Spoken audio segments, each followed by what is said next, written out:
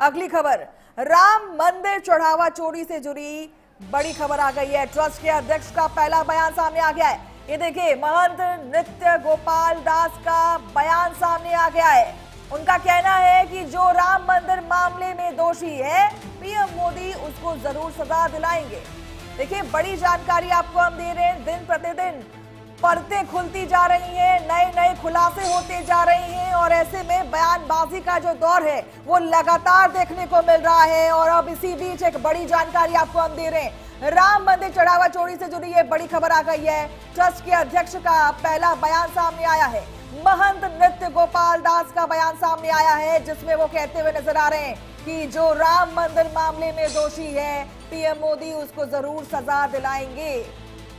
इंसाफ की बात कही जा रही है, लेकिन ऐसे में सबसे बड़ा सवाल यही है कि लोगों की जो आस्था का खिलवाड़ हुआ है, उसका दोषी कब तक पकड़ा जाएगा और जब पकड़ा जाएगा तो उस पर क्या कार्रवाई होगी। क्योंकि देखिए, लगातार विपक्ष सवाल उठा रहा है, लगातार ऐसी घटनाएं सामने आ रही हैं और अब इसी पर बयानबाजी का दौर शुरू होता हुआ नजर आ रहा है। और अब इस पर ये फ्रेश बयान सामने आ गया है। ट्रस्ट के अध्यक्ष का पहला बयान सामने आया है। जो राम मंदिर मामले में दोषी है उसको नहीं बख्शा जाएगा, पीएम मोदी उसको जरूर सजा दिलाएंगे। और इस खबर पर ज्यादा जानकारी के लिए हमारे साथ अमित मिश्रा जुड़ चुके हैं। अमित, देखिए, बड़ी जानकारी मिल रही है। लगातार बयानबाजी का दौर शुरू हो चुका है, लगातार विपक्ष की तरफ से बयान आ रहे हैं और अब ट्रस्ट के अध्यक्ष का पहला बयान सामने आ गया है।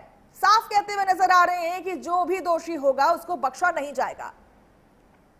ये बयान बैठक से पहले है और एक लेटर जारी करके महंत नृत्य गोपाल दास, जो कि श्री राम जन्मभूमि क्षेत्र ट्रस्ट के अध्यक्ष हैं, अध्यक्ष पद पर हैं, और उन्होंने ये लेटर जारी किया जिसमें उन्होंने लिखा है कि राम मंदिर दान चोरी से बहुत आहत हूं, जिसने ये पाप किया है उसको सजा दिलाएंगे।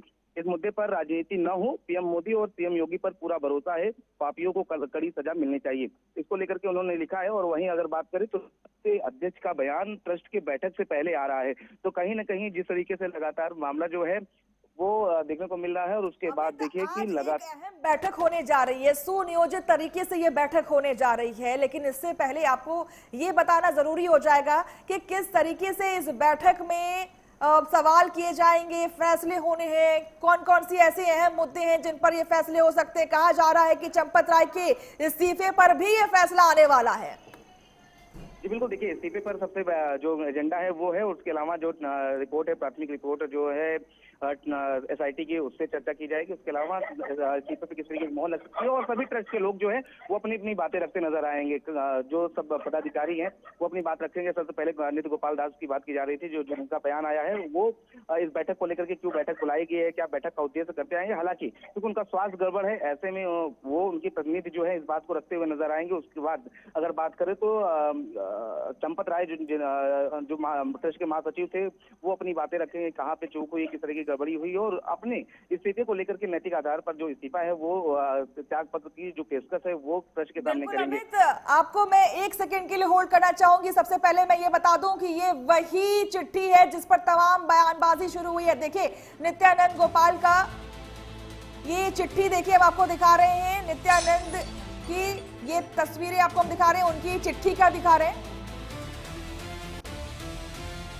इसमें साफ वो कहते हुए नजर आ रहे हैं कि जो भी दोषी होगा उसे बख्शा नहीं जाएगा, प्रधानमंत्री नरेंद्र मोदी उन्हें नहीं बख्शेंगे। देखिए, इसी चिट्ठी का मैं जिक्र कर रही थी और ऐसे में आप देखिए ये बड़ी चिट्ठी आ गई है सामने। देखिए, इसी में साफ लिखा हुआ है कि जिस तरीके से लोगों ने इस पर धांधली की है उन सभी को नहीं बख्शा जाएगा, चुन चुन करके उनसे हिसाब लिया जाएगा। प्रधानमंत्री नरेंद्र मोदी की कार्रवाई पर उन्हें पूरा भरोसा है। अमित हमारे साथ जुड़े हुए हैं। अमित, देखिए, ये चिट्ठी भी अब हम दिखा रहे हैं जिसमें साफ तौर पर लिखा हुआ है कि प्रधानमंत्री किसी को नहीं बख्शने वाले। लेकिन उससे पहले हमको ये जवाब देना होगा कि किस तरीके से, देखिए, वीएचपी भी अब लगातार मुद्दा उठा रहा है।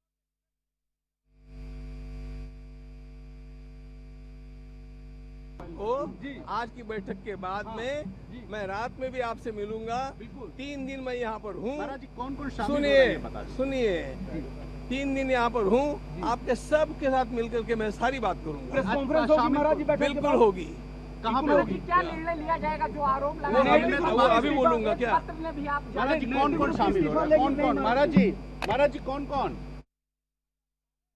देखिए सीधी तस्वीरें आपको हम दिखा रहे हैं। महंत नित्य गोपाल दास का ये बयान देखिए, जहां पर उन्होंने तमाम बातें कही हैं। अमित हमारे साथ जुड़े हुए हैं। अमित देखिए, अब मंदिर के ट्रस्ट की तरफ से अब बयान सामने आ गया है, पहला बयान है।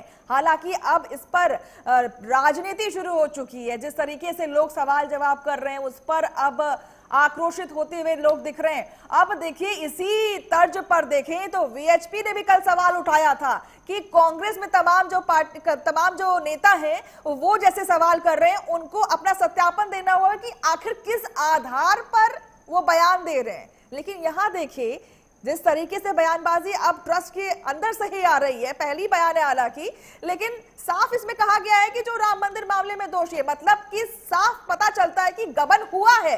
फिर ऐसे तथ्य क्यों मांगे जा रहे हैं? बिल्कुल देखिए गबन हुआ है और इस मामले को लेकर के देखिए ट्रस्ट की बैठक की जा रही है और इसीलिए आप समझिए कि ट्रस्ट के पदाधिकारी थे कृष्णमोहन, उनके द्वारा एफआईआर कराई जाती है। तो बैठक में ये भी बात रखी जाएगी, कृष्णमोहन बात को रखेंगे कि आखिर में एफआईआर उन्होंने किस कारण से कराया था, क्या वजह रही है। लेकिन देखिए कि नित्य गोपाल दास का ये जो लेटर आया है उसमें उनका पहला बयान है और बयान में वो साफ कह रहे हैं कि जो जिन्होंने पाप किया है उनको बख्शा नहीं जाएगा और मुझे पूरा भरोसा जो है मुख्यमंत्री योगी आदित्यनाथ और प्रधानमंत्री पर है। तो देश लेटर के आने के बाद से अब ये माना जा सकता है कि बैठक में कड़े फैसले होने वाले हैं। ये बात जो चल रही है कि जो ट्रस्ट की बैठक है उसमें ये माना जा सकता है कि जब अध्यक्ष का बयान आया है तो ये बैठक जब समाप्त होगी तो कुछ न कुछ बैठक के दौरान कड़े फैसले देखने को मिल सकते हैं। ठीक है, बहुत बहुत शुक्रिया अमित हमारे साथ जुड़ने के लिए, तमाम जानकारी हमसे साझा करने के लिए। रुकेंगे एक छोटे से ब्रेक के लिए।